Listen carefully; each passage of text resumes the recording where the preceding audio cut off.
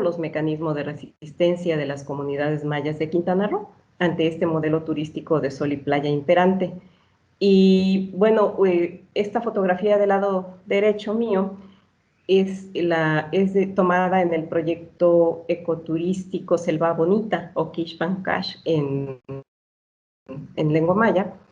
Y bueno, es un proyecto que precisamente es en respuesta a este creciente modelo turístico de sol y playa.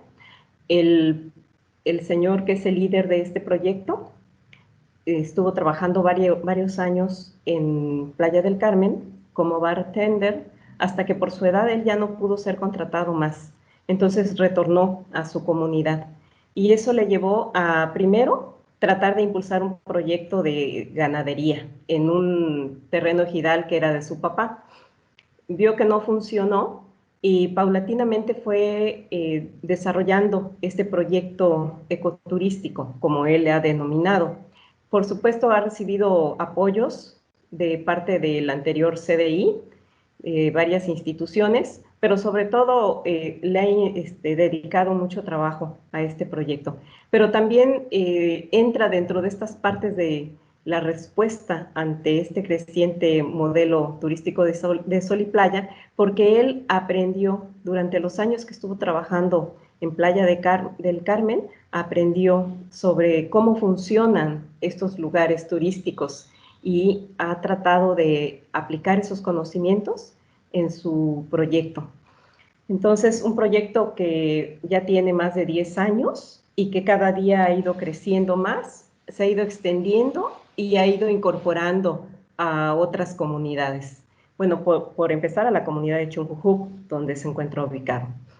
En tiempos de pandemia, pues la metodología aplicada ha sido, por un lado, sumar la información que fue recopilada durante periodos de trabajo de campo llevados a cabo desde antes de la pandemia. Bueno, yo desde que estudié la licenciatura en antropología en la UCRO hace varios años o décadas, hacía trabajo de campo en estas comunidades, así que ya he ido recopilando por varios años.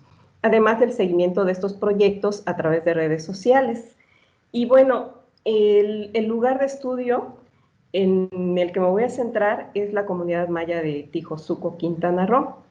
Y esta comunidad, aquí se las presento en este mapa, es una comunidad que tiene más de 4,000 habitantes y se ubica tierra adentro, como ustedes pueden ver, no se encuentra en la costa, y además, bueno, es una ciudad histórica que en el periodo colonial fue la cuarta ciudad más importante de la región. Y bueno, según la historia local, fue construida sobre un asentamiento prehispánico.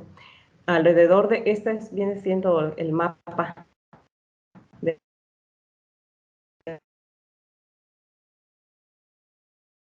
la comunidad. Y bueno, al igual que más de los que comentaba ahora la doctora García, y un trabajo de ella y de Yoal, mencionan que, bueno, ellos le denominan como los proyectos que se encuentran tras país, para referirse a estos proyectos sociales que se encuentran tierra adentro. Y bueno, en este caso Tijosuco tiene elementos culturales, históricos, que la comunidad ha incorporado en proyectos de turismo indígena. Aquí, por ejemplo, les voy a mostrar estas dos fotografías, pues son del Museo Guerra de Castas, que se establece en la comunidad en 1993, que tratan de representar toda la historia de la lucha social de los mayas, que ya muchos conocemos, a partir de los estudios de historia publicados. Y bueno, a partir de pintura mural, a partir de maquetas, hacen esta representación de la historia. Además, este museo tiene varias funciones, entre ellas funciones sociales, funciones de vínculo comunitario, puesto que en este museo se reúnen desde los abuelos a contar las historias, las leyendas, así como también los niños a aprender por ejemplo, a perfeccionar ya sea el uso de la lengua en maya o a tratar de mejorar la lengua castellana o incluso a hacer tareas. El punto es que el museo también tiene una función social, pero también se ha ido incorporando dentro de los diferentes proyectos de turismo indígena de la comunidad. Y en el 2019, Tijosuco recibió el nombramiento de zona de monumentos históricos, pues como ya comentaba, se crea durante el periodo colonial, por lo que muchas de sus casas, que algunas, bueno, la mayoría ya han sido restauradas, pero que siguen manteniendo la imagen del estilo colonial. Les comento que yo fui ahí al inicio de mi licenciatura en antropología y todavía alcancé a ver casas que estaban carbonizadas, principalmente los techos, puesto que esta ciudad fue esta junto con Tepic fueron donde dio inicio la guerra de castas. Y bueno, justamente esta iglesia, que también fue construida en el periodo colonial, justamente se quedó de esta manera cuando la restauraron, como recordatorio de ese acontecimiento social. Que, bueno, actualmente esta iglesia es muy importante porque además de ser un monumento histórico, de igual manera sigue funcionando en la religión católica y además se reciben turistas. Y bueno, los proyectos de turismo indígena de la comunidad, bueno, quiero resaltar que yo retomo a Gerardo Pereiro y su definición de turismo indígena, donde él dice que son maneras distintas de hacer turismo. Y él hace un planteamiento de ciertas características de los proyectos de turismo indígena, pero la más relevante es que justamente son aquellos proyectos que gestiona la comunidad y que decide la comunidad, ¿sí? Que no les imponen desde fuera, sino que ellas y ellos deciden qué es lo que van a incorporar dentro de sus proyectos. Ubelilek Katicuxtal, Camino para Buscar Nuestra Existencia, es uno de los primeros proyectos que surgió en la comunidad de Tijosuco en el 2003 aproximadamente. Inicialmente tenía 37 integrantes, hoy en día tiene aproximadamente 10.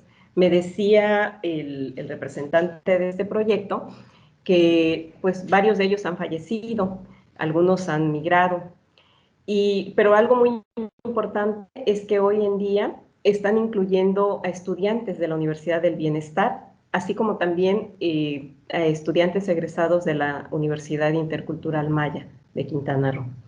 Entonces, otros proyectos que han surgido recientemente es este que se llama Tijosuco Histórico, la Casa de los Bataves e Ixtlacaj. Aquí hice un concentrado, les comparto un concentrado de las actividades que se llevan a cabo. Por supuesto, cada proyecto tiene su propia particularidad. Aquí yo hice un concentrado como para no dejar de fuera a ninguno de los tres, porque incluso en algunos casos, pues sí, repiten algunas actividades, por supuesto, con su propio sello muy particular. Por ejemplo, incluyen lo que son por los monumentos históricos que ya les comenté. También incluyen de diferentes maneras la historia de la guerra de castas. Incluyen también el uso de las plantas para curarse, este uso que ya de manera tradicional venían realizando, bueno, pues lo siguen reutilizando ahora, pero para el turismo. Bueno, además de que lo siguen usando de manera personalizada. Y bueno, otras actividades como las técnicas del hilado de algodón, la cocina tradicional maya en base al maíz, a la pepita, al frijol, y han estado innovando, por ejemplo, el senderismo, la observación de aves, el recorrido en bicicletas. Esto es como más el toque que le están dando los jóvenes que se están incorporando a los proyectos. Bueno, aquí resalté los rituales de bienvenida y de limpieza que del espacio de la milpa los han llevado al espacio turístico, así como también danzas, música, venta de artesanías quiero resaltarles que durante las veces que hemos visitado estos proyectos, me he dado cuenta que siempre están innovando. Por ejemplo, las jícaras, que pues en la península bastante bien, pues las han convertido en todo tipo de uso, ¿no? Hasta la tradicional jícara para seguir tomando el atole o el agua. Y de igual manera, en la venta de artesanías, están incorporando a los adultos mayores. Eso es como una premisa en estos proyectos, el respeto a los adultos mayores. Les platico una breve anécdota. Como a mí me gusta mucho comprar servilletas bordadas, y es parte de la tradición familiar, porque mi mamá siempre bordaba las servilletas, y entonces yo donde veo servilletas trato de comprar. Y en una ocasión que estaba comprando, ahí en Tijosuco, le preguntaba a la compañera que estaba vendiendo, una mujer maya del proyecto de Ubelilec Caticuxtal, le pregunté, ay, esta qué bonita, ¿qué es? No, pues que es un cisne. Y ya me platicó la historia, ay, es que esta es de una abuelita que vive por allá, que tiene 80 años. Me platicó la historia de la abuelita. Ah, bueno, me la llevo.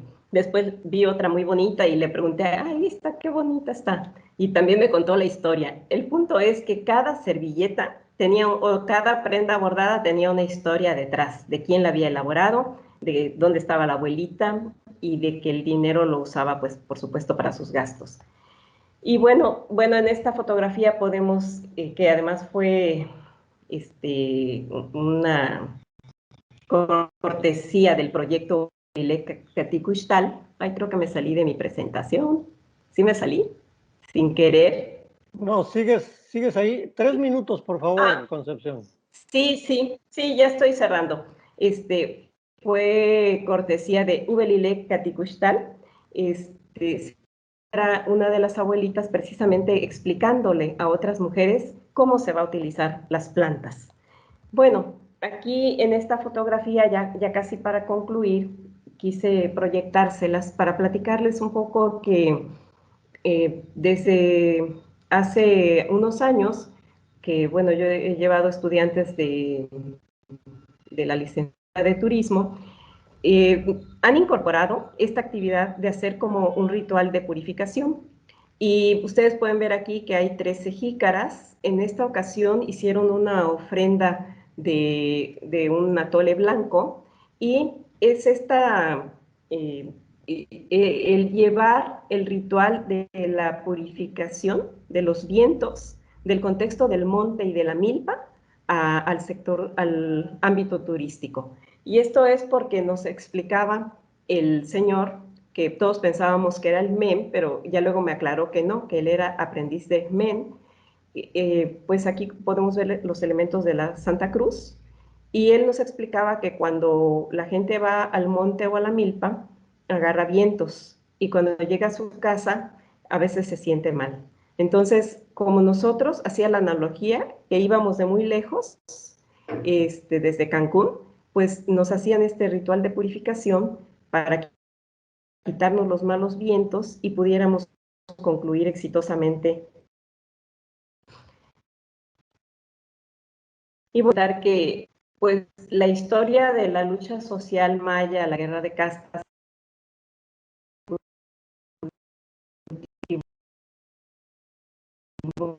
de la milpa, lo subjetivada y objetivada de los mayas, que, bueno, les suman otros valores a través de la turistificación, pero que la parte de la interiorización, como nos dice Gilberto Jiménez, continúa, ¿sí? Con o sin turismo, ellos continúan con estos elementos culturales e históricos. Por otra parte, la historia de la guerra de castas cobra distintos significados para la población. Por un lado, pues se le ha turistificado, pero por otro lado también se apropian de esta para promover el liderazgo entre la comunidad,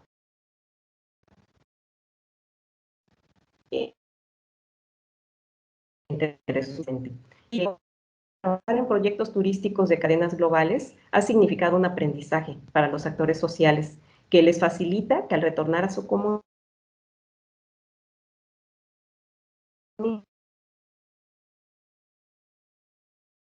comunidad, continuidad. Y por otro lado, los proyectos de turismo en las comunidades les han permitido tanto como de sus recursos y también el permitir que sus jóvenes continúen en la comunidad, evitar la migración, porque sí ha pasado que hay generaciones que dejan de cultivar y bueno, con él se continúa la práctica de la milpa. El tío, a todo esto, pues también se suman los programas que actualmente se han instaurado por el gobierno, así como también las universidades del bienestar, las universidades interculturales, y que, bueno, estos programas sociales han venido a fortalecer estos proyectos de turismo indígena en la comunidad. Y pues sería todo por mi parte. Muchísimas gracias. Muchas gracias, Concepción Escalona, por tu interesante presentación.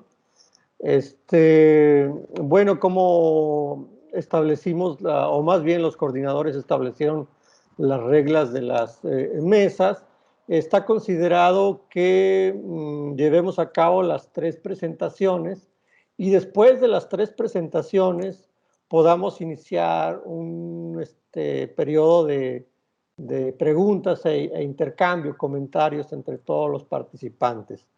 Así que, siguiendo entonces con esta tónica, entonces ahora que corresponde el turno a Luisa Katzin Arenas Fernández, de la Benemérita Universidad Autónoma de Puebla.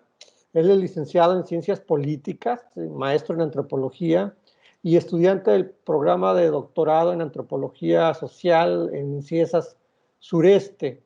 Los intereses de investigación se han conformado en los danzantes del movimiento de la mexicanidad y actualmente el proyecto doctoral se centra en las actividades de danzantes mayas prehispánicos en la Riviera Maya.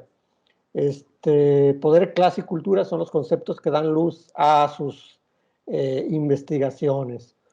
Bueno, entonces, pues bienvenido, Luis. Te damos la palabra para tu presentación, que lleva por título La autenticidad en el mercado de lo étnico, simulacro y cinismo o ilusiones sin sujeto. Adelante, Luis. ¿Qué tal? Saludos a todos, buenos días para los que estamos aquí en México, buenas tardes para los que están allá en Francia. Pues es un gusto saludarlos. Si bien estamos aquí a la distancia y es una lástima no conocerlos de frente, pues agradezco a los organizadores de este coloquio por permitirme participar, ¿no? Y aquí a nuestro moderador, el doctor Gustavo, por acompañarnos, ¿no? Y guiarnos. Pues bueno, como ya se dijo, mi nombre es Akatzin Arenas, soy estudiante de Antropología del CIESAS Sureste. Mi maestría más bien fue en la UAP.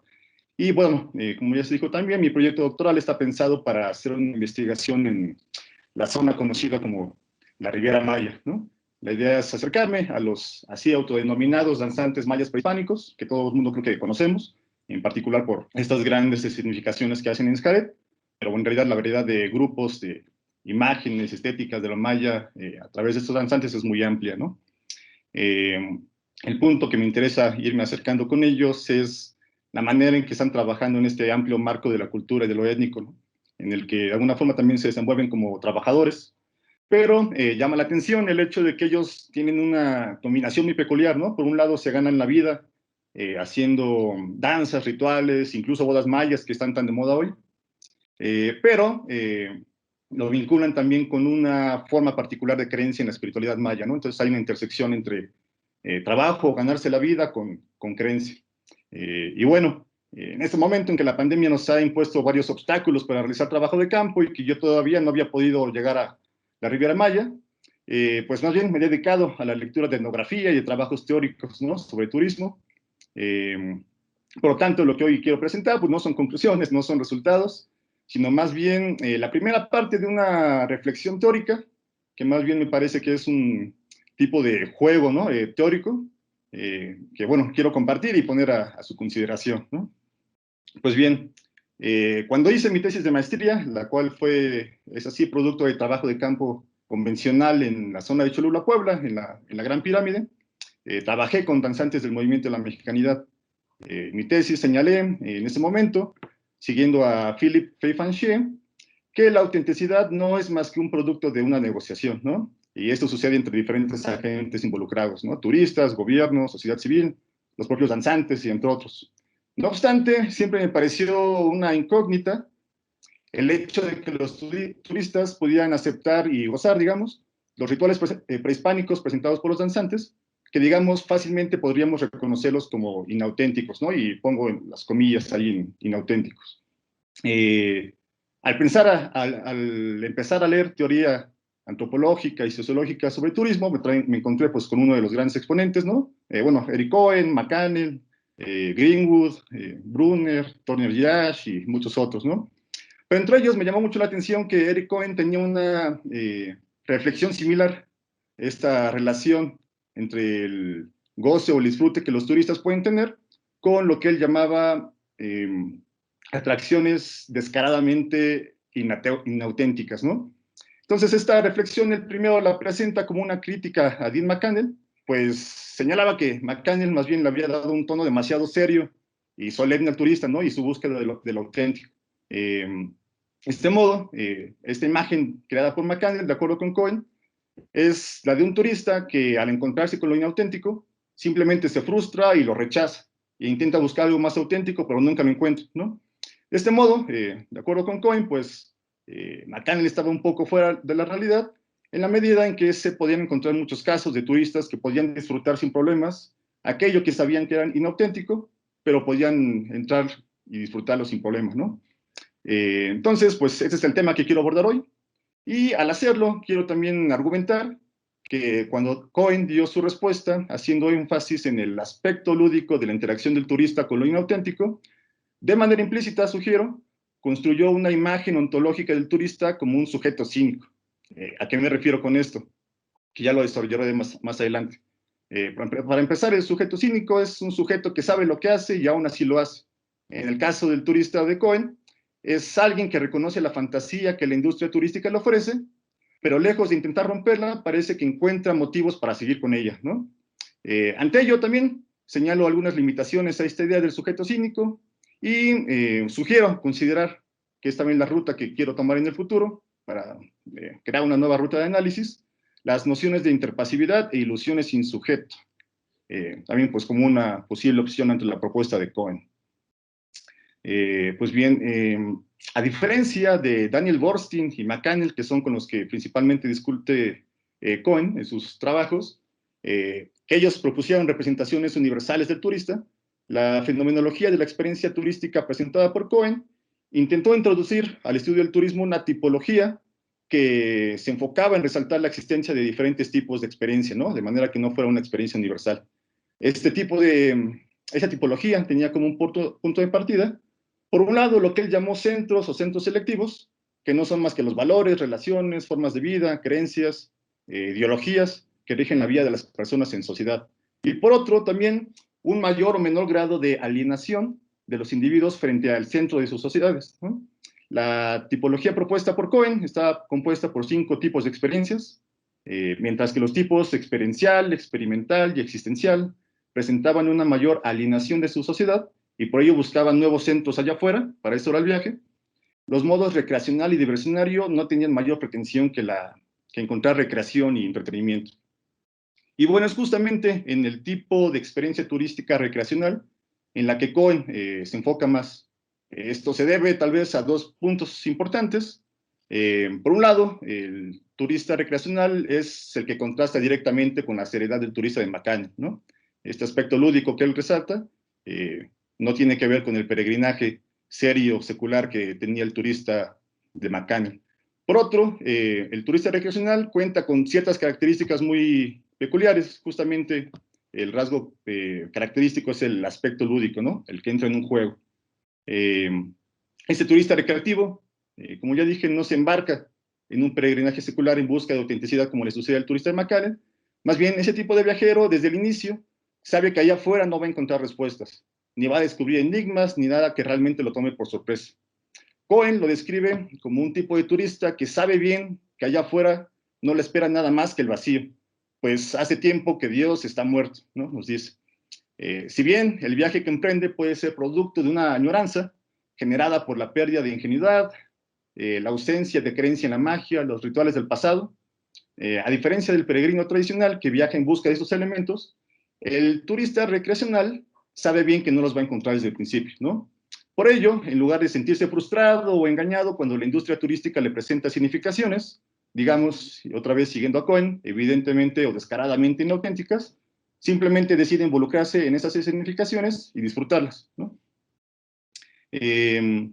Cohen, en lugar de responder ante todo esto, que simplemente se trataba de una farsa, o calificar este fenómeno al estilo de Borstein, ¿no? Como pseudoeventos, o denunciarlos como venta y comercialización de la cultura al estilo de David Greenwood, propone lo que me parece ser un análisis muy interesante desde la teoría del juego, ¿no?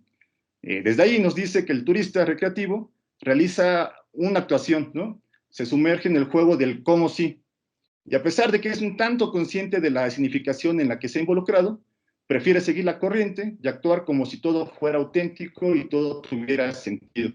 Pues al final lo que realmente le importa es la experiencia vivida.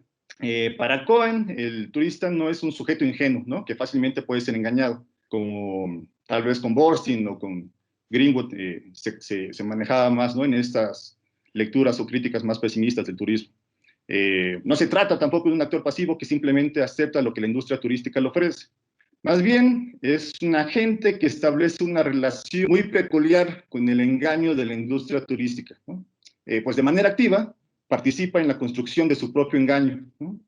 Esto es, nos dice Cohen, el turista recreativo es cómplice de su autoengaño, pues de antemano presenta este rasgo lúdico, que es una predisposición juguetona a la creencia. Se trata de un sustituto, como si, de un ritual serio en un mundo secular y moderno en el que pues Dios ha muerto, ¿no? Y bueno, una vez dicho esto, ustedes tal vez ya empezarán a imaginar a qué me refiero cuando digo que el turista recreacional de Cohen es un sujeto cínico, ¿no? Pero para ser más claro, voy a hacer unas precisiones sobre esta idea. Y aquí me apoyo en la lectura de la obra de Peter Sloterdijk, Crítica de la razón cínica. De acuerdo con Sloterdijk, el sujeto cínico es diferente al sujeto prototípico de la ilustración, ¿no? Con el que estamos un poco más acostumbrados, ¿no? Al sujeto cartesiano. Mientras que el sujeto cartesiano seguía la duda metódica, usaba la razón, esperando lograr desenmascarar las ilusiones que impedían un acceso directo a la realidad y a la verdad. El sujeto cínico ya conoce esas fantasías, sin embargo, por algún motivo decide no romper con ellas. Sloterdijk lo describe como un sujeto que sabe que los tiempos de ingenuidad han pasado, que han quedado atrás, lo cual coincide también con la propuesta de Cohen, que cataloga al turista recreativo como ingenuo, como aquel que no es ingenuo, ¿no? Que no puede ser engañado fácilmente, sino que más bien participa en la construcción de su propio autoengaño. También Sloterdijk habla del sujeto cínico como un melancólico, que se da cuenta de la nada a la que todo conduce, parecido a la añoranza de aquello perdido, ¿no? Del turista de Cohen, de los valores trascendentales, ¿no? Como él le llama. Y por último, Sloterdijk nos dice que el sujeto cínico entiende que la razón ilustrada no ha sido capaz de hacer frente a los problemas, de modo que al final todo da lo mismo, ¿no? Que igual coincide con el rasgo característico del turista recreacional de Cohen, al cual también cataloga como frívolo, ¿no? Para Sloterdijk, la característica principal del cínico moderno es que tiene una falsa conciencia ilustrada. Es decir, y aquí Sloterdijk hace una interesante reformulación de la noción básica de ideología del marxismo. Mientras que Marx decía, ellos no lo saben, pero lo hacen, el sujeto cínico de Sloterdijk sabe lo que hace, pero aún así lo hace. Es decir, en términos del turismo, ¿no? Está al tanto de la fantasía que la dinámica turista, que la industria turística ofrece, pero aún así prefiere actuar como si no lo supiera. Este juego del cómo sí de Cohen nos muestra el actuar de un sujeto cínico, ¿no? Que es lo que propongo. Uno que es cómplice de la construcción de su autoengaño, que sabe que los paraísos turísticos no existen, que los rituales que presentan los pobladores locales no son más que una escenificación o un performance, pero aún así prefiere simular como si todo fuera real. Y bueno, si bien el juego del cómo sí me parece una de las propuestas más fascinantes de Cohen, que da para pensar, considero también importante señalar lo que yo pienso que son sus limitaciones, ¿no? Y aquí también me estaría apoyando en la crítica que Slavoj Žižek le hace a Sloterdijk. Pues bien, la imagen que Cohen crea sobre este turista recreacional, que ahora también ya podemos llamar sujeto cínico, es la de un individuo que parece tener una relación demasiado directa con la realidad, ¿no? Esto es, parece que no hay mistificación ideológica que no sea capaz de identificar. Este tipo de viajero es mostrado como alguien que sabe bien, ¿no? Que tiene conocimiento verdadero. Alguien demasiado consciente tanto de su sociedad como de sí mismo, y pues hasta cierto punto es como si vivieran en esos tiempos que los teóricos liberales han llamado una sociedad posideológica o una época en la que se ha llegado el fin de la historia, ¿no? Como decía Fukuyama. Ante esto, pues sugiero que es necesario preguntarse si en realidad no hay ilusiones que puedan escapar al saber bien y al cinismo de nuestra época. Siguiendo esto, pues sugiero que tal vez el posible problema sea resultado de que usualmente se asume que las ilusiones y las creencias son productos de la conciencia, que habitan en el interior de las personas, es decir, que son parte de un rasgo psíquico de los individuos, ¿no? De este modo, es fácil llegar a la conclusión de que el conocimiento, el saber bien, es capaz de identificarlas y luego disiparlas, ¿no? Sin embargo, tal vez estas ideas podrían estar pasando por algo alto, ¿no? Igual, para el filósofo esloveno Slavoj Žižek, hay fantasías que pueden existir de manera exterior y de manera casi independiente de los sujetos. Esto no es nada nuevo. Dean McCannell ya había dicho algo muy parecido en El turista. Él había sugerido que las fantasías no son simplemente aquella mistificación ideológica o falsa conciencia que no permite al sujeto ver, sino que más bien la fantasía ya está insertada en la realidad misma, ¿no? Es un soporte de la realidad.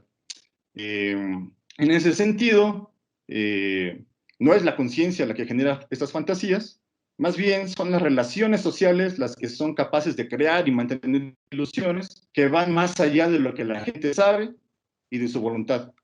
Su conocimiento y su conciencia no son las que la sustentan desde el inicio, ¿no? Por ejemplo, Kojin Karatani, Zizek, todos inspirados, ¿no? De manera independiente en las reflexiones de Pascal en torno a la creencia, han dicho que el dinero opera también de esta manera, ¿no? Como una creencia externa, propia de las prácticas sociales y no de nuestra conciencia. Y bueno, todos sabemos que el dinero no tiene valor por sí mismo, que si buscamos la esencia de su valor en billetes y monedas, nunca lo vamos a encontrar, pues en realidad no es más que una ilusión. Sin embargo, a pesar de que sabemos esto, cuando interactuamos, cuando intercambiamos dinero y mercancías, lo hacemos creyendo que el dinero efectivamente tiene valor por sí mismo. Y bueno, esta ilusión no surge de nuestro conocimiento, pues nuestro saber bien es capaz de identificar esta falsedad, ¿no? Más bien es producto de las relaciones sociales que establecemos. Es una creencia, una ilusión exterior o una fantasía objetiva, ¿no? Parecida a esta objetividad fantasmagórica de la que hablaba Marx, ¿no? De modo que es la realidad misma la que los mantiene fuera de nuestra conciencia. Esto es, se trata de una fantasía que funciona como soporte de la realidad. Zizek le ha llamado a este proceso una fantasía ideológica, ¿no? Pero bueno, ahora, otro ejemplo que ilustra la forma en que el conocimiento no es suficiente para disipar las ilusiones es la famosa anécdota del premio Nobel de Física Niels Bohr, que tal vez algunos ya hayan escuchado. Se dice que un día un amigo visitó a Niels Bohr y cuando llegó a su casa quedó muy sorprendido porque en la puerta encontró una herradura colgada, ¿no? Y ante esto cuestionó al premio Nobel. ¿Cómo es posible que alguien como tú crea en este tipo de supersticiones? A lo que Bohr respondió, bueno, por supuesto que yo no creo, pero me dijeron que aunque yo no crea, funciona, ¿no? Esta anécdota es ilustrativa en la medida en que muestra cómo Niels Bohr catalogó como un sinsentido la creencia en una herradura que da suerte. Sin embargo, delegó el trabajo de creer, el consumo de la creencia a un sujeto que no existe. Robert Thaler ha abordado este tipo de casos a partir de las nociones de interpasividad e ilusiones sin sujeto. A diferencia de la fantasía ideológica, que es en el caso del dinero, es un efecto estructural de las relaciones sociales capitalistas, el acto interpasivo consiste en la transferencia del consumo y el goce de una ilusión a un objeto o a un alguien imaginario, ¿no? Ese alguien imaginario pueden ser los antepasados que realmente creían, ¿no? Que es muy común escuchar. O a un hombre común de la calle, ¿no? Que a fin de cuentas también es imaginario. Thaler nos dice que la creencia y las ilusiones no solo pueden ser externas y objetivas, sino que además es posible que las personas podamos delegarlas a una agencia de consumo delegado. Por ejemplo, un católico que prende una veladora delega el consumo y el goce de la religión a la veladora misma, ¿no? La cual va a rezar en su lugar mientras que aquel puede dedicarse a otras cosas, ¿no? A trabajar, estar con su familia, o a cosas más mundanas, ¿no? También el famoso caso de las plañideras, ¿no? Estas mujeres que en algunas culturas son contratadas para llorar a los muertos, mientras que los familiares tal vez pueden dedicarse a otras cosas como la repartición de la herencia, ¿no? Esta ilusión que permite la equivalencia entre católico y veladora, o entre doliente y plañidera, es resultado de lo que Faller dice que es un tipo de magia, ¿no? Que el hombre moderno realiza en sus acciones sin tener conciencia de ello, y que contrasta directamente con el tipo de magia de los llamados hombres primitivos, ¿no? Que sabían cuando hacían magia, sabían cómo hacerla y sabían los beneficios que obtenían cuando hacían magia, ¿no? La magia del hombre moderno está en las acciones y es un tanto inconsciente, ¿no? Pasa desapercibida. Bueno, para empezar a cerrar, quiero dar un último ejemplo de este acto interpasivo. Cuando nosotros, los que nos dedicamos a hacer la investigación, buscamos, descargamos y guardamos libros, artículos y ponencias en formato electrónico, lo cual en ocasiones hacemos casi de manera compulsiva, sentimos cierta satisfacción, ¿no? Lo cual siempre suponemos el resultado del hecho de que en ese momento vamos a tener a nuestra disposición información que no teníamos antes.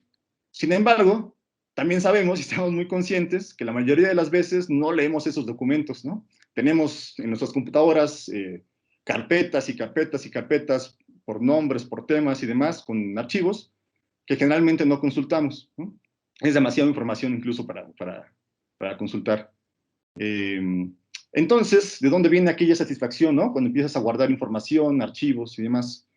Faller sugiere que en realidad esta satisfacción es resultado de un acto interpasivo, el cual consiste en el hecho de que en realidad estamos delegando a nuestras computadoras el consumo de esos archivos. Es decir, transferimos la labor de leerlos, ¿no? Sin darnos cuenta, hemos realizado una especie de acto mágico, ¿no? Al generar una equivalencia entre nosotros y la computadora, la cual, podríamos decir, ha leído por nosotros y nos ha salvado de la responsabilidad de realizar estos actos culturales, ¿no? Bueno, como reflexión final, quiero sugerir, ¿no?, una posible ruta de análisis para abordar el mercado de lo étnico en contextos turísticos. Considero que las nociones de interpasividad de ilusiones sin sujeto podrían ser una alternativa a la propuesta del juego del cómo sí de Cohen. Esto se debe a que permite recuperar ciertos aspectos de ella, ¿no? Por ejemplo, el hecho de que la gente puede estar al tanto de que los rituales que ve son significaciones dispuestos para el turismo, pero aún así pueden sentir satisfacción al hacerlo, ¿no? A involucrarse. Y que al mismo tiempo esta propuesta rompe con los límites de la idea del sujeto cínico, ¿no? Pues desde el principio parte de la propuesta de que hay ilusiones que sí pueden escapar al conocimiento y la voluntad de las personas. De modo que se podría contradecir también el argumento de que vivimos en un mundo posideológico. Si bien en un primer momento esta propuesta puede generar algunas dudas, creo que es importante considerar que nuestra vida está plagada de estos ejemplos similares. Y eso que llamamos cultura es un muy buen ejemplo, ¿no? ¿Acaso no llamamos cultura aquellos actos e ideas que llevamos a cabo sin realmente creer en ellos? Por ejemplo, los adultos sabemos que Santa Claus no existe, pero generalmente actuamos como si lo fuera porque estamos delegando esa creencia a los niños, ¿no? Y luego incluso los niños podría ser que ellos saben, están al tanto de esta ilusión, pero para no romper la misma ilusión de los adultos, siguen en el juego, ¿no? O también lo que sucede hoy en día con el Día de Muertos, ¿no? Sobre todo en zonas urbanas y las generaciones más jóvenes, que se ha hecho también una moda, sobre todo con James Bond, con Coco y demás, ¿no? Si realmente toda esta gente, estos jóvenes, ponen ofrendas porque realmente creen que van a llegar los muertos o porque así lo decían los antepasados. Por último, ya nada más para cerrar, esto fue algo que me pasó también en un trabajo de campo, hablando con los danzantes de la mexicanidad en la pirámide de Cholula. Ellos decían que parte del ritual, de una manera muy solemne, es muy importante la danza porque la danza le da movimiento al cosmos y al mundo, al sol, permite que la vida fluya. Les pregunté, oye, ¿y tú realmente crees en esto? Les sorprendió un poco la pregunta, se sintieron contrariados al principio y dijeron, bueno, no, yo no creo en eso, yo sé que la Tierra gira alrededor del Sol, lo sé. Sin embargo, mis ancestros, a los cuales estamos honrando ahorita, sí lo creían, ¿no? Entonces, hoy estamos haciendo esto, ¿no? Estamos danzando para que el Sol se mueva. Entonces, bueno, este es un ejemplo de acto interpasivo que podría empezar a pensarse, ¿no? A matizarse para incluirlo en el análisis del mercado de lo étnico en un contexto turístico. Y bueno, eso es lo que tengo que decir y agradezco mucho su atención. Muchas gracias, Akatzin, por tu interesante presentación. Sin duda habrá preguntas para ti, también para Concepción. Bueno, quiero preguntar si están Marcela Iturbe Vargas y Alejandra María Hernández González. Cuando iniciamos la mesa todavía no estaban. Quisiera preguntar si llegaron o tendremos que cancelar esa presentación. Creo que sí, porque no se conectaron nunca. Entonces, pues bueno, con el asunto del retraso por la duplicación de los vínculos, que comenzamos como 15 o 20 minutos más, y la coincidencia de que no se presentará la última ponencia, pues entonces vamos justo a tiempo y tenemos todavía algunos minutos que podemos aprovechar para preguntas, observaciones de nuestros invitados y de los distintos participantes, colaboradores que están aquí con nosotros para dar efecto a esta mesa. Les quisiera preguntar a todos quienes están conectados aquí, si quieren, si desean hacer alguna pregunta, algún comentario, observación. Se puede hacer así en vivo, simplemente activando su micrófono, y también se puede hacer a través del chat. Las preguntas pueden hacerse tanto para la presentación de Concepción Escalona como para la de Akatzin. Y creo que un buen sistema sería tener unas 2 o 3 preguntas para que ellos pudieran, después les pudiéramos dar la palabra. Son 2 presentaciones con dos temas distintos, pero que finalmente convergen en algunos puntos.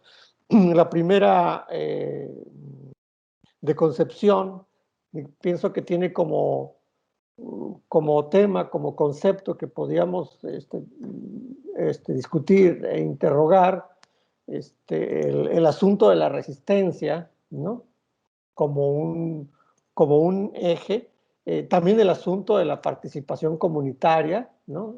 En distintos conceptos, y la recuperación de la historia y la concepción indígena como experiencia social, cultural propia, y como experiencia que puede ser incorporada a los mercados del turismo. Digamos que esos son, pienso que como temas que están ahí flotando, fluyendo. Y por otra parte está el trabajo de Akatzin, que vuelve y repiensa temas y conceptos clásicos de la antropología del turismo, ¿no?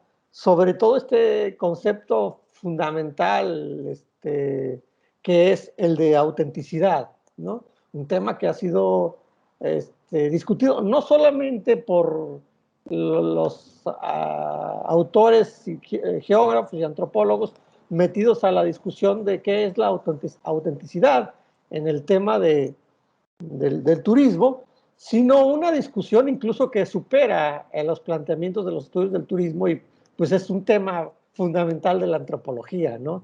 Claro que tiene sus particularidades en el caso del turismo, tiene sus propios autores discutiendo estos temas. También está el concepto, yo creo, muy bien colocado por acá, el asunto del simulacro, ¿no? Como algo que ahí está, digamos, siempre presente, siempre reflexionado, observado, ¿no? Desde la antropología del turismo.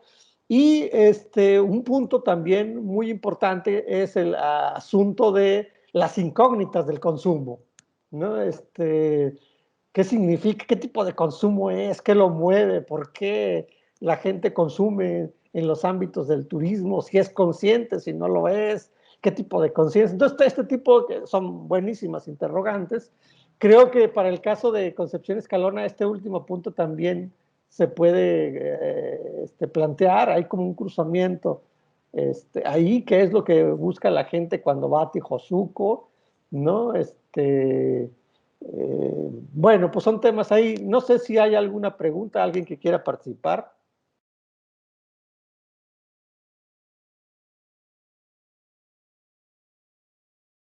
Bueno, si no hay, entonces, ¿qué les parece si a partir bueno, aquí hay una,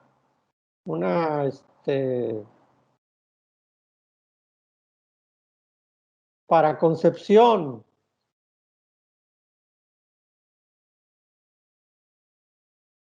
A ver, vamos a ver, no alcanzo a leer. Hay la aplicación que está como un poco lenta en mi caso y no puedo abrir.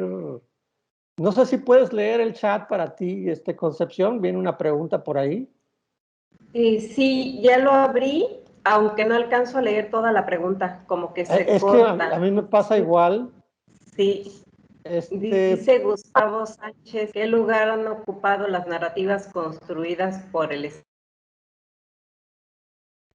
tecnológicas, proyectos de desarrollo del INI y, ya me dejó abrir, de perfecto. universidades estatales, nacionales y extranjeras, para la idea que presenta sobre la resistencia y cultura de los mayas de Tijosuco.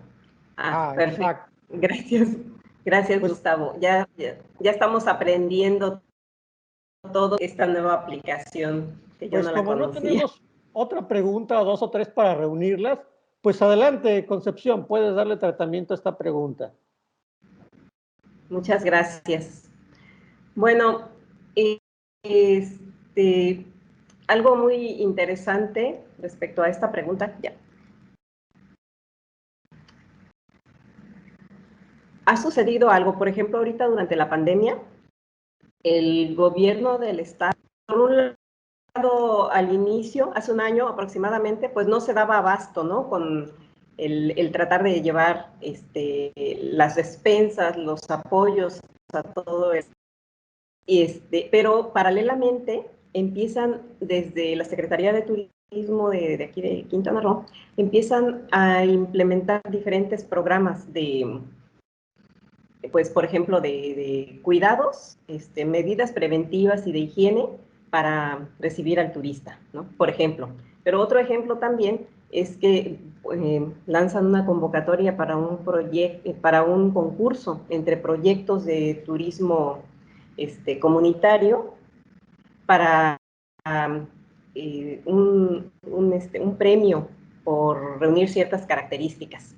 Es decir, como que esas narrativas o esos discursos del Estado van por un lado, la realidad de la población va por otro lado. Al mismo tiempo, pues las comunidades estaban pues sufriendo lo que ya todos hemos vivido y conocido del tema del COVID, ¿no? Estaban viviendo pues que se cerraron los proyectos de turismo en la comunidad, regresaron los migrantes de Cancún y de la Riviera Maya a la comunidad, se quedaron sin, no tenían más bien infraestructura de salud para atender los casos de COVID, etcétera. Como que sus necesidades primarias no estaban siendo resueltas y la Secretaría de Turismo y el gobierno del estado estaban en otro discurso, en otra narrativa.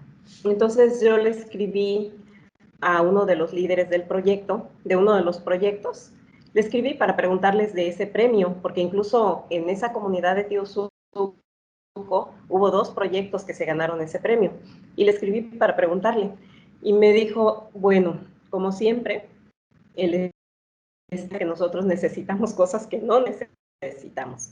Es decir, sí, en el periódico, en las redes sociales, pues se publicó la noticia, ¿no? Pero al interior de los proyectos decían, bueno, y en este momento, ¿para qué nos dan este concurso, ¿no?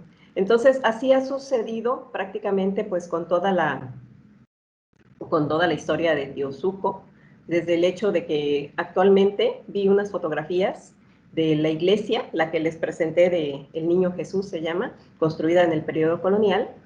La doctora Ana García comentaba hace rato de esa homogeneización que se está haciendo en todo el país.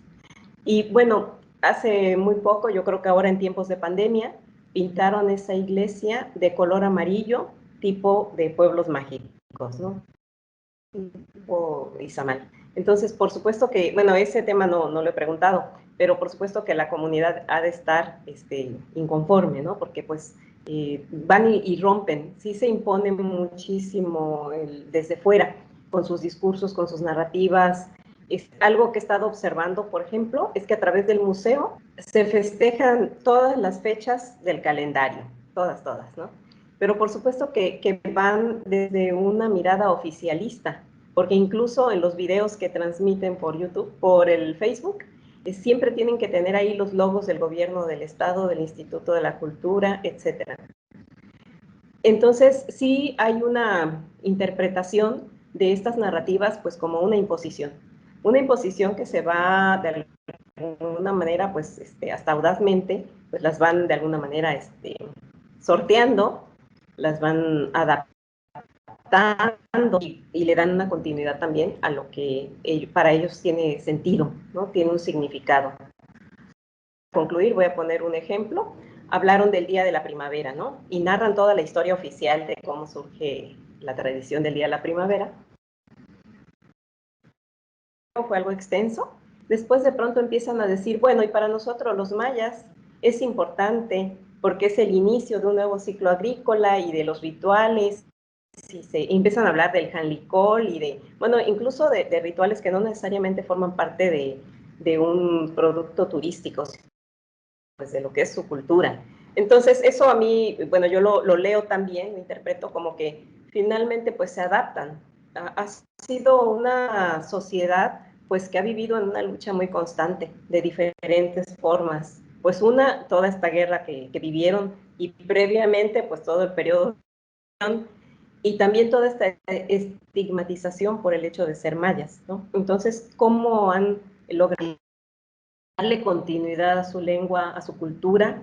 Pues mucho de esto es, aparentemente te digo que sí, aparentemente adopto todo lo que tú me impones, pero también yo tengo una manera de darle continuidad a mi cultura. Por ahí me quedaría. Muchas gracias, Gustavo, por la pregunta.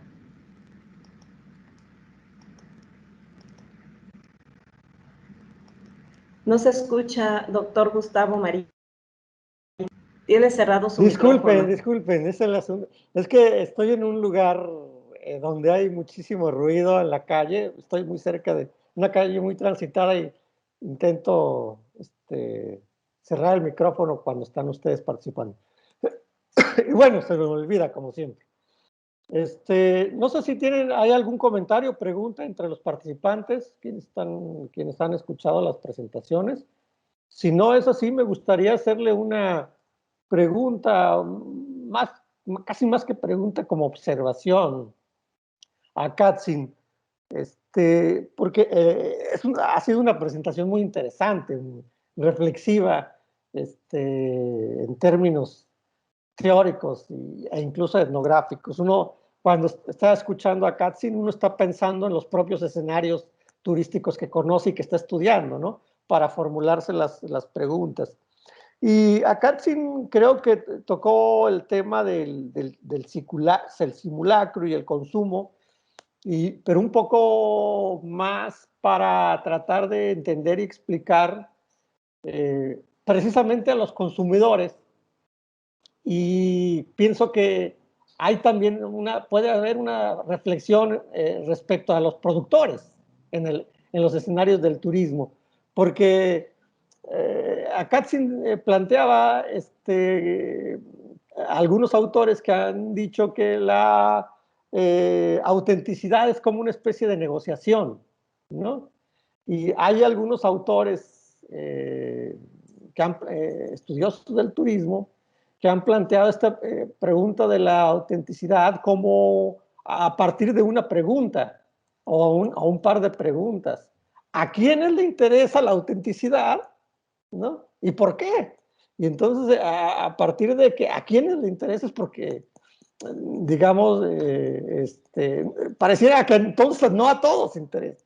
Yo te quería preguntar, acá, si tú tienes alguna reflexión respecto a los productores, ¿no? En los escenarios del turismo. Y en este caso, por ejemplo, sabemos ahora que tú estudias, por ejemplo, a los danzantes, pero seguramente también en el contexto de los danzantes hay otros productores de,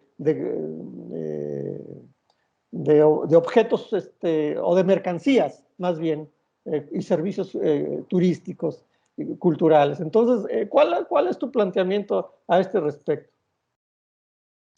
Sí, gracias, Gustavo. Pues en realidad nada más para hacer la aclaración, yo más bien lo que estoy intentando proponer es que, bueno, definitivamente hay una discusión tremenda con el concepto de autenticidad.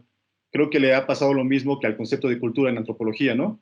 Que de repente cultura puede ser A, B, C, D, hay tantas perspectivas que de repente todas chocan, ¿no? Hasta se pueden hasta contradecir. Al hacer la revisión de bibliografía en términos de este concepto, me encontré exactamente con lo mismo, ¿no? Esta experiencia como primigenia, la experiencia mercantil, la experiencia existencial, ¿no? La experiencia como negociación, la experiencia como un vínculo. Ahí recientemente se ha publicado en un libro, creo que son finlandeses los investigadores, que proponían existencialismo, fenomenología, vinculado con estructuralismo para crear una nueva perspectiva de la autenticidad, ¿no? Y con esto, pues, a lo que voy, ¿no? Pues hay tantas perspectivas que de repente siento que estamos ahí empantanados con el concepto, como lo mismo ha pasado con el concepto de cultura. Entonces, en un intento de brincar esto, me gustó mucho esta reflexión de Cohen en el sentido de que hay gente que no le interesa la autenticidad, ¿no? Y aún así puede vivirlo, experimentarlo, gozarlo como si fuera auténtico, ¿no? Por eso ponía de repente las comillas en auténtico, ¿no? Eh, en el caso de los danzantes de la mexicanidad, yo me atrevo a pensar que sucede algo parecido con los danzantes mayas, en particular porque lo que he visto de los danzantes mayas a través de videos, también de la forma en que ellos mismos se entrevistan en sus redes sociales, como una forma de promocionar sus significaciones, es que curiosamente, y aquí también coincide con un breve relato etnográfico de Melissa Elves, en ¿Quién es Maya en un contexto turístico? Se llama su artículo. Los mismos danzantes mayas dicen que no son mayas, ¿no? Lo aceptan, ¿no? Sin embargo, ellos dicen, pero estamos recuperando la tradición maya prehispánica antigua, ¿no? Entonces, aquí hay un momento en el que nadie se agencia de ese término, ¿no? Nadie dice, yo sí soy maya, ¿no? Y en el caso del ejemplo de Melissa Elves, bueno, lo voy a contar muy brevemente, estaban unos danzantes prehispánicos en Acumal, me parece, celebrando el Año Nuevo. Un turista estaba viendo y pregunta a alguien, ¿qué están haciendo estas personas? Y que responde, dice Melissa Elves, con un tono maya, digamos auténtico, por así decirlo, dice, ellos son los danzantes mayas, ellos son los herederos de la tradición antigua y están recibiendo el Año Nuevo conforme a sus costumbres. El otro turista mexicano dice, qué bueno que haya gente que conserve nuestras tradiciones, ¿no? Y luego al mismo tiempo los danzantes mayas prehispánicos dicen, no, nosotros no somos mayas de veras, ¿no? Nosotros somos danzantes, pero estamos recuperando esa tradición. Entonces aquí pasa esto, ¿no? Que todo el tiempo se está delegando. No hay nadie que realmente esté diciendo, esto es lo mío, esto yo soy, y por tanto funciona. Yo te lo aseguro. Más bien por todos lados se rechaza la ilusión o la creencia o esta fantasía, y la gente lo puede disfrutar también. Entonces, bueno, digamos que por ahí voy a intentar brincar un poquito el tema de la autenticidad. Y ya en la segunda pregunta, pues sí, la tesis está más pensada no para pensar al turista como consumidor, sino para pensar a los productores que serían los danzantes mayas prehispánicos, ¿no? Desafortunadamente ahorita tengo muy pocas herramientas para hacerlo, he podido hacer algunas entrevistas, charlas con algunos danzantes, y digamos que la información que tengo ahorita es muy interesante en la medida en que siempre hay un tipo de negociación, ¿no? Entre lo que el turista espera encontrar, ¿no? Entre lo que grandes consorcios como Xcaret presentan. Uno de mis informantes me decía, al principio, los danzantes mayas tenían una estética azteca del centro de México, ¿no? Porque copiaban de allá las danzas, los rituales de los danzantes concheros y aztecas, ¿no? Puebla, México, Ciudad de México, incluso del Bajío. Pero cuando llegó la película de Mel Gibson, fue un cambio así revolucionario, así como que les abrió los ojos a los directivos de Xcaret y dijeron, nosotros queremos esos mayas, ¿no? Entonces empezaron a quitarle los plumas a los danzantes, empezaron a pintarlos, a que se hicieran tatuajes, a escarificarlos, los peinados, ¿no? Toda esta estética empezó a revolucionar. Pues de alguna forma ahí siempre hay como un convenio. Otro de mis informantes es artesano y se dio cuenta que yendo al sureste a vender artesanía, a Xcaret precisamente y a otros danzantes que trabajan ahí, había un buen negocio, ¿no? Entonces sus propias creaciones, de lo que él pensaba que era lo maya y que iban a necesitar estos danzantes allá, era lo que él producía. Entonces llegaba y lo ofrecía y de repente ya se metía en el gran escenario ¿cómo se llama? El Tlashco, ¿no? Ahí de Xcaret. Y de repente vienen las ideas de algunos antropólogos, de algunos historiadores que empiezan a contratar los directivos de Xcaret y por todos lados empiezan a entrar ideas, perspectivas de cómo construir la imagen de un danzante maya prehispánico, ¿no? Entonces digamos que los productores son múltiples, pero digo, por lo pronto, ahorita estoy un poco atorado en esto de no poder hacer trabajo de campo, entonces pues me atreví a pensar desde el tema del consumidor y del turista, ¿no? Pensando en estos gran debate clásico, ¿no? De la antropología y de la sociología. Muy bien, Akatsin, solo para complementar, hay en el chat una pregunta de Renaud Larigón para Akatsin, y va del mismo sentido de lo que te he planteado. ¿En qué medida su análisis no se limita al sujeto turistificado, el indígena, sino también al turista, en su figura posmoderna, si lo podríamos decir así, que al final ya no viaja tanto para viajar, este es el énfasis, ya no viaja tanto para viajar, sino para mostrar que ha viajado? Así es. Sí, pues otra vez regresándome a Cohen, él precisamente pensaba al turista recreativo como ese tipo de turista, ¿no? Algunos le han llamado turista posmoderno, aunque Cohen creo que nunca utilizó la palabra, que es precisamente el que viaja, no porque quiere encontrarse con algo más auténtico, algo más, una revelación que le cambie la vida, ¿no? No intenta encontrar estos centros selectivos que va a hacer que se transforme, ¿no? Como no es transformación, no, cuando cambias de una religión a otra, ¿no? La conversión, la reconversión, ¿no? Conversión. Exactamente. Sino que más bien busca divertirse, busca pasársela bien, y en algunos casos seguramente pues es para presumir la foto, para presumir este capital cultural, ¿no? Como algunos le han llamado, ¿no? Siguiendo a Bourdieu, que es capaz de viajar, que es capaz de reunir esas experiencias. Entonces, sí, en un primer momento, ahorita lo que estoy presentando es una reflexión que estoy empezando a hacer. Obviamente puedo caer en el error de generar una imagen universal del turista como si todas las experiencias fueran iguales. Eso es algo que también quiero aprender de Cohen, en el sentido de que puede haber diferentes. Pero por el momento, a medida en que me estoy interesando en esta parte de cómo las significaciones pueden ser reconocidas por el turista como significaciones, y aún así disfrutarlas, pues qué está pasando ahí, ¿no? Creo que sucede algo interesante. Y que yo planteo para el futuro llevarlo a también discusión de cultura, ¿no? Creo que ahí hay, de repente siento que los conceptos de folclorización, de mercantilización, de disneyización, si bien aportan temas bien interesantes al análisis, podrían pasar muy rápido, ¿no? Dándonos a entender que hay un cinismo implícito, ¿no? Como pura falsedad, ¿no? Pura frivolidad. Y creo que podríamos encontrar algo más en el fondo. Pero bueno, sí, por el momento voy por ahí. Muchas gracias, Renato. Gracias, Akatsin. Tengo otra pregunta para Concepción, a ver si al mismo tiempo apareció también una pregunta por aquí. Gustavo Sánchez Espinosa, acumular estampitas de experiencias auténticas o inauténticas es lo que el turista posmoderno busca en la industria cultural de lo maya. Felicidades, Akatsin. Ok. Es en el sentido de lo que habías planteado ahora y de lo que había planteado también Larigón. Concepción, te quería hacer una pregunta. ¿Cómo resuelves para tu investigación? ¿Cómo construyes más que resolver? Porque quizá no se puede resolver. A veces no tenemos solución para nada nunca.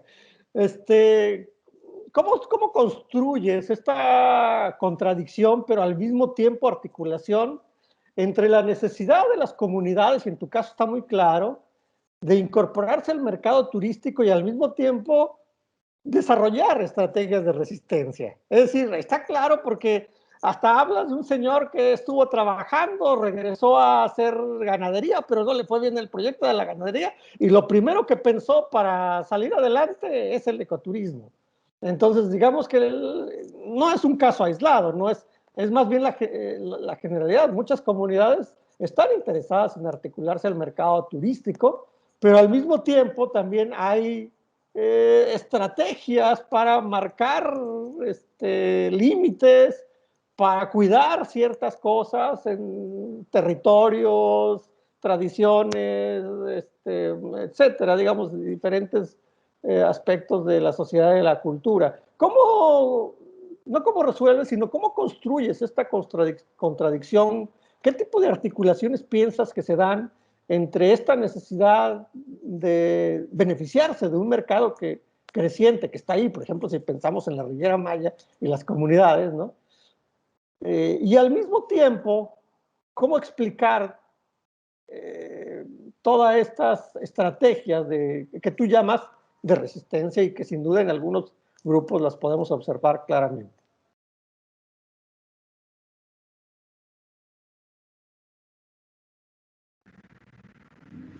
Muchas gracias por la pregunta, doctor.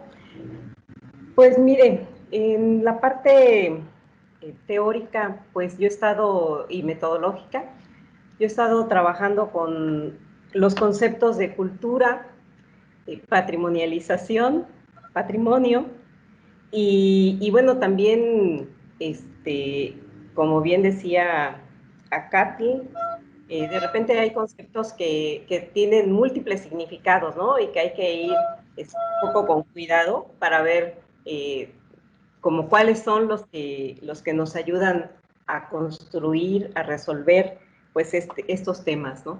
Entonces, uno de estos que es el de cultura, que he trabajado bastante con la propuesta de Gilberto Jiménez, quien pues él nos habla de la cultura como esta cultura interiorizada y objetivada que forma ya parte del ser, ya sea individual o colectivo, ¿no? Entonces, y dentro de, no nada más incluye esta parte de ideas, de significados, de símbolos, sino que también la parte, pues los significados, ahora sí que tanto, a lo mejor tanto de cómo realizar un ritual, un contexto histórico, parte de, por ejemplo, el caso de la historia de la guerra de castas, como parte ya de un proceso que se ha vivido en esta sociedad y que por lo tanto ya lo tienen incorporado, y cuando toman la decisión de incluirlo en un proyecto de turismo, saben muy bien qué parte de su cultura deciden incluir como un producto turístico y qué parte dejar fuera, qué parte es necesario a veces negociar con la propia comunidad para poderla incorporar y qué parte de plano no es negociable. Bueno, yo la verdad traté de apegarme así lo más posible a las indicaciones que nos mandaron y estaba cuidando mucho el tiempo, y por supuesto que hay que acotarse, pero por ejemplo, dentro de la propia comunidad hay y ha habido resistencias, desde personas, familias que están en desacuerdo, por ejemplo, con el tema del turismo. Actualmente ya han incorporado, por ejemplo, la naturaleza, su área de naturaleza a su proyecto de turismo. Pero hubo hasta el 2014 aproximadamente, bueno, sí, 2014, 2016 aproximadamente, se negaban. Uno quería llevar a cabo pues incluir, ¿no?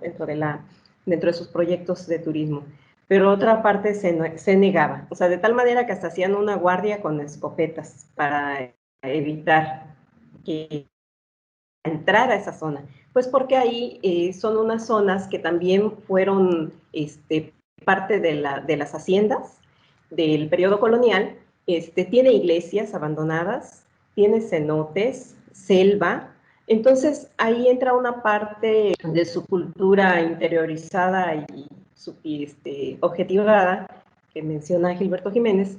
En el caso de la cultura interiorizada, pues todas estas creencias relacionadas con, por ejemplo, quiénes habitan esa selva. Entre los mayas y Villarrojas habla muchísimo de los Yumsilo, que son los señores que cuidan el monte, ¿no? Y hace un momento yo les comentaba acerca del ejemplo del culto a la cruz y los rituales que han decidido incorporar en un producto turístico. Y aquí, bueno, ya no daba el tiempo, pero por ejemplo, algo que me faltó comentar es que yo entrevisté al aprendiz de Men el día que fuimos se hizo ese ritual y le pregunté, ¿y usted es Men? Y me dijo, no, yo no, me dice, porque yo soy aprendiz, porque un verdadero Men no lo vas a ver aquí haciendo este ritual. Es más, ellos nos regañan, porque yo lo hago, me dice, pero aún así entienden que es para apoyar al proyecto y es para, pues para que siga adelante su proyecto, ¿no? Pero un verdadero Men no va a ser este ritual. Entonces yo también, si me permite, acá quiero comentar algo cuando hablaba de los danzantes, ¿no? También revisé uno de los artículos de Elves, donde también habla de los mayas galácticos, ¿no? Los que incluso son extranjeros, que se consideran los verdaderos mayas. Pero, pues, esta conceptualización ha tenido mucha polémica, ¿no? Porque a veces hasta los mayas se autorreconocen como mayas, pues, en ciertos contextos, ¿no? Y en otros contextos dicen, no, nosotros somos más iguales, somos los verdaderos hombres, se autodenominan de otras maneras.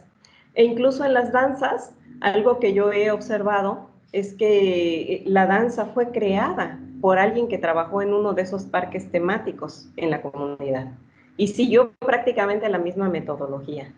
Entonces, bueno, como una de mis propuestas es abordarlo desde la cultura y desde el análisis de la cultura y estos procesos de patrimonialización, desde el proceso de patrimonialización un poco desde una postura más crítica, no dar por sentado todo lo que nos dice la UNESCO, sino abordar esta definición como en proceso de construcción, pues es también este proceso de darle un valor a lo que de por sí para ellos ya tiene un valor.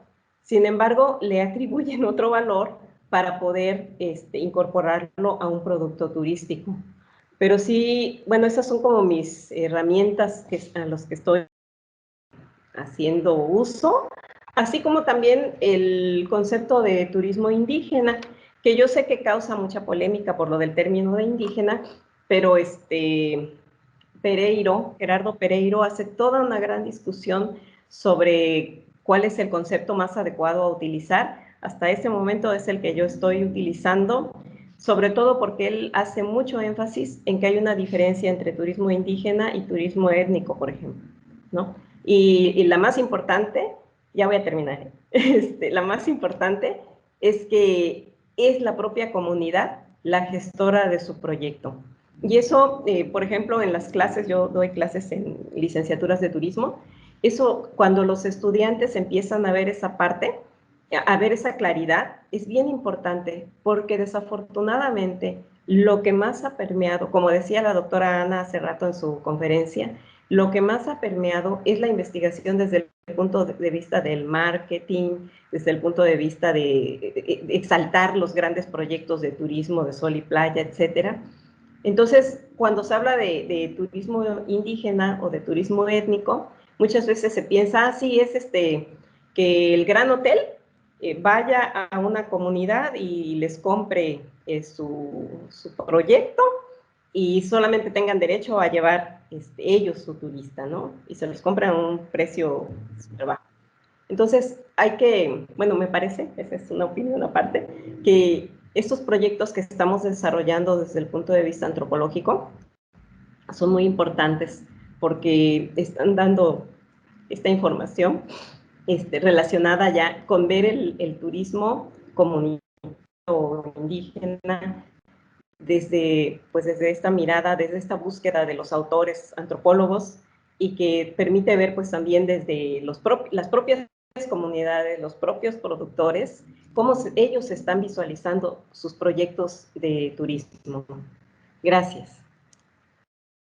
Gracias, Concepción. No sé si última llamada para alguna pregunta, observación. Si no tenemos, por ahí veo una manita. Adelante, por favor. Hola, prefiero hablar que poderme escribir.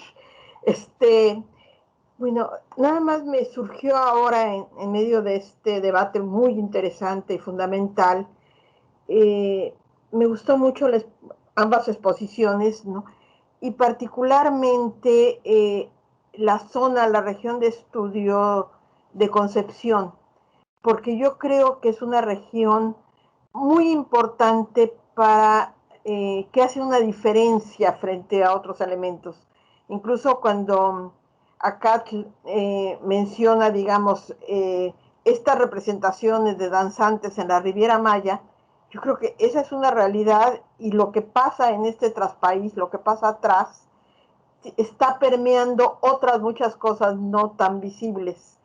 Entonces, yo creo que sí es un verdadero laboratorio para profundizar en esta zona justamente por lo viva que está la cultura indígena, por el peso de la guerra de castas que ha sido muy poco trabajado en el ámbito del turismo, y en eso quisiera felicitar a Concepción porque realmente nos damos cuenta de que son pocas las personas. Bueno, Gustavo ha mencionado algo, usted, pero en general, digamos, Quintana Roo es como si hubiera sido un vacío donde llegó el turismo, ¿no? Y entonces esta realidad del territorio de la guerra de castas, que se mantuvo realmente aislado de la nación y aislado del país hasta mediados del siglo XX, hasta casi los años 60, ¿no? Y que aún mantiene una realidad que no es visible para los demás, ¿no? Creo que puede ser un laboratorio muy interesante para este estudio de la autenticidad, para una serie de elementos que no es lo mismo de lo que se da ya en los grandes centros turísticos. Entonces, sí, debate y las resistencias que ahorita comentaba Concepción, que creo que son muy interesantes. Nada más como un comentario, lo que hemos visto en algunos grupos de la región con las ceremonias mayas es que alguno de las personas que lo hacían nos comentaba, esta ceremonia parte de nuestras creencias realmente, pero no es la ceremonia que nosotros hacemos, es una construcción que hacemos para darle la bienvenida al turista desde nuestra perspectiva y nuestra forma de entender ciertas cosas, pero no son nuestras ceremonias, ¿no?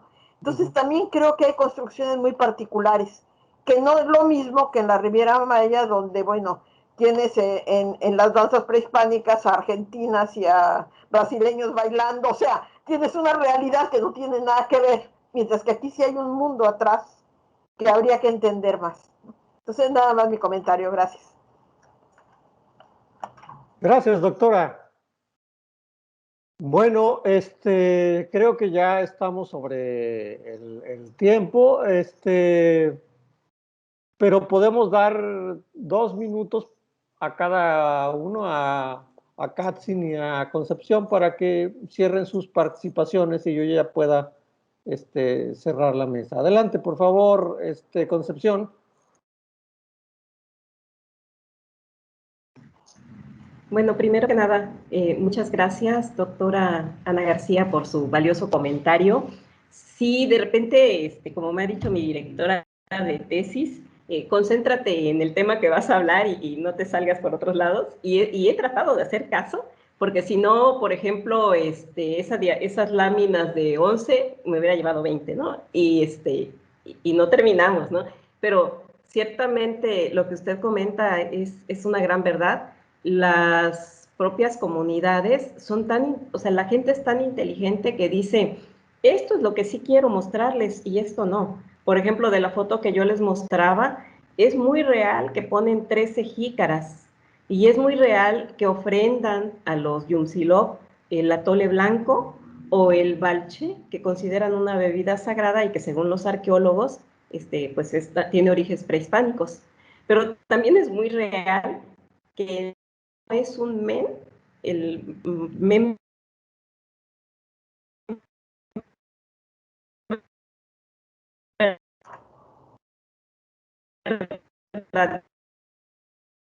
turísticas, he visto a un personaje haciendo esos rituales de supuesta purificación, por supuesto sin ofrendas de balchés, solamente es poner humo de copal. Y ha sido a veces tan pues extraño, porque incluso a veces hasta en una latita de metal, no sé, de sardina o de algo más, que implementan ahí. Entonces, bueno, yo cerraría diciendo pues que hay mucho más que investigar, por supuesto que sí. Creo que en la medida en que la pandemia nos lo permita, iremos al campo y obtendremos más información. Y que además, muchas gracias a todos los organizadores del coloquio, porque estas discusiones nos enriquecen, ¿no? Sobre todo, pues quienes estamos en el doctorado, en este proceso, ¿no? Y que, pues, estamos trabajando totalmente a la distancia. Muchas gracias y también felicidades a Kathleen. Gracias, Concepción.